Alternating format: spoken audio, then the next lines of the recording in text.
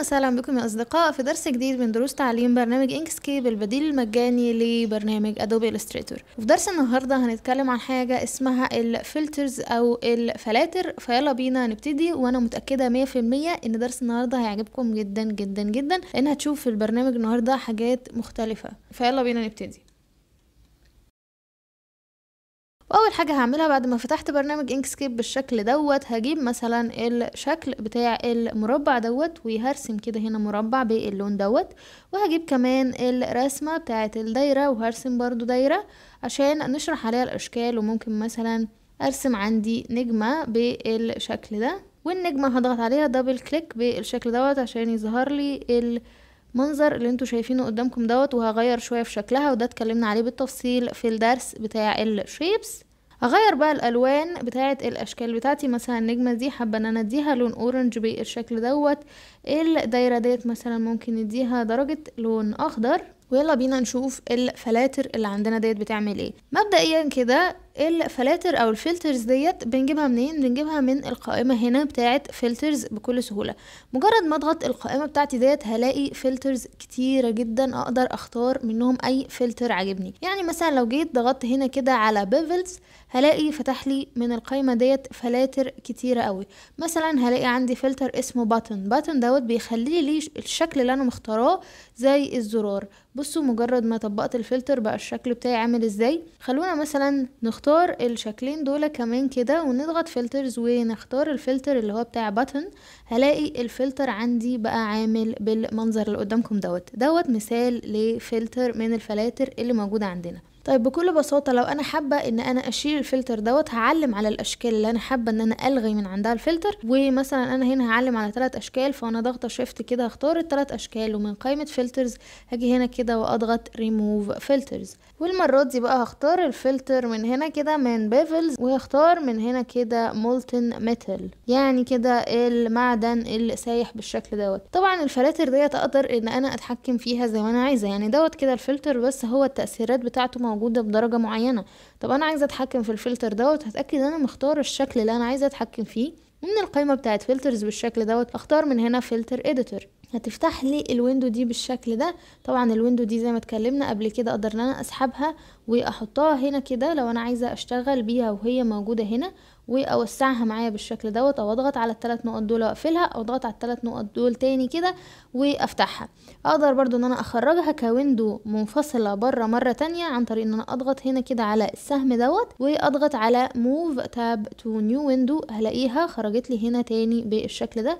لكن انا عن نفسي بحب اشتغل بالحاجة وهي هنا عشان المساحة هنا اوسع واقدر اشوف القوائم وكل الزراير ديت براحتي. عندي مثلا هنا الشكل دوت كده عليه التأثير اللي اسمه مولتن ميتال، عشان الشكل دوت انا كنت عاملة عليه تأثيرات مختلفة، ودي اخر تأثيرات انا كنت مستخدماها على انكسكيب، فبتظهر لي الفلاتر ديت هنا. مثلا الفلتر بتاع باتن او الزرار دوت انا كنت لسه مختاراه من شوية، فاقدر اغير كده واختار باتن او اختار التأثير اللي انا عايزاه. هلاقي ان التأثير دوت مكون او الفلتر دوت مكون من اكتر من افكت. عشان الفلتر دوت يظهر لي هو عبارة عن كذا افكت ظاهرين ورا بعض. مثلا عندي هنا الجاوسيان بلور دوت هو اول افكت في الفلتر بتاعي، اقدر ان انا اتحكم فيه من تحت كده هنا، ازوده مثلا وانقصه. هلاقي ان كل ما بغير فيه الفلتر بتاعي شكله بيتغير. ومجرد مثلا ما اضغط على اي شكل تاني وانا فاتحه المنيو بتاعت الفلتر اديتور بالشكل دوت، اقدر برضو ان انا اطبق عليها الفلتر اللي انا عايزاه. وكذلك برضو اقدر بقى ان انا مثلا في البلند ديت كده اختارها واغير بقى هنا انا عايزه البلند دوت يكون نورمال،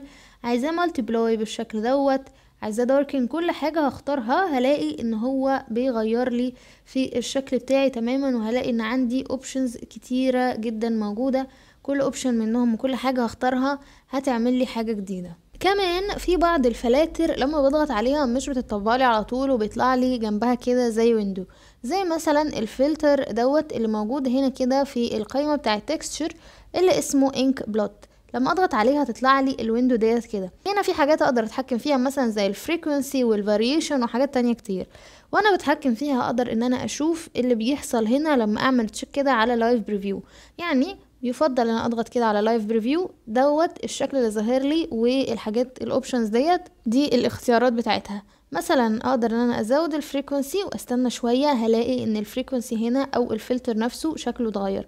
ارجع مثلا اقلل الفريكونسي تاني وازود الفاريشن بالشكل دوت، هلاقيها برضو شكلها اتغير بالشكل ده. هنا برضو اقدر اتحكم في الستروك دوت، ولما اوصل لشكل الفلتر اللي يعجبني اروح ضغطة ابلاي بالشكل دوت، واللي انا مختارته هيظهر لي هنا بالمنظر ده. طبعا انتوا اقعدوا جربوا في كل الفلترز ديت وهتلاقوا حاجات كتيرة جدا احنا مش هنقدر نعرضهم كلهم في فيديو النهاردة، لكن انا هقول لكم على كام فلتر بجد يعني حلوين جدا جدا جدا، والمظهر بتاعهم حلو جدا ومختلف.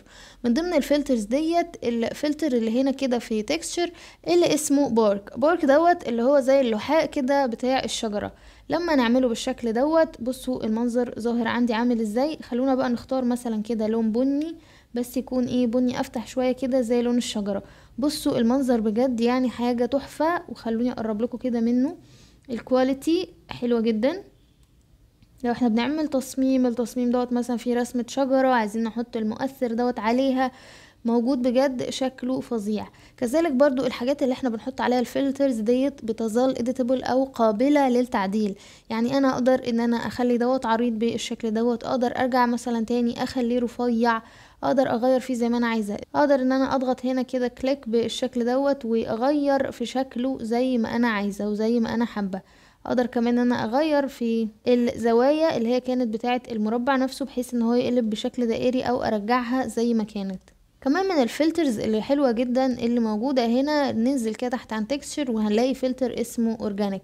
بصوا الفلتر ده حقيقي شكله حلو قوي، عامل مثلا كده زي الشوكولاتة او عامل يعني منظر جميل جدا. نقدر احنا مثلا نستخدم الفلتر دوت كباك جراوند، او الصورة دي يعني او الشكل دوت نستخدمه كباك جراوند في حاجة. لما بغير اللون بيبقى حلو جدا وبيدي فعلا شكل مختلف، وتحس ان هو شكل بروفيشنال من غير ما انا ابذل اي مجهود. كذلك برضو من الفلترز الحلوة قوي اللي موجودة هنا، اللي هتلاقوها موجودة في القائمة بتاعه ماتيريالز او كأنها كده زي المواد الخام.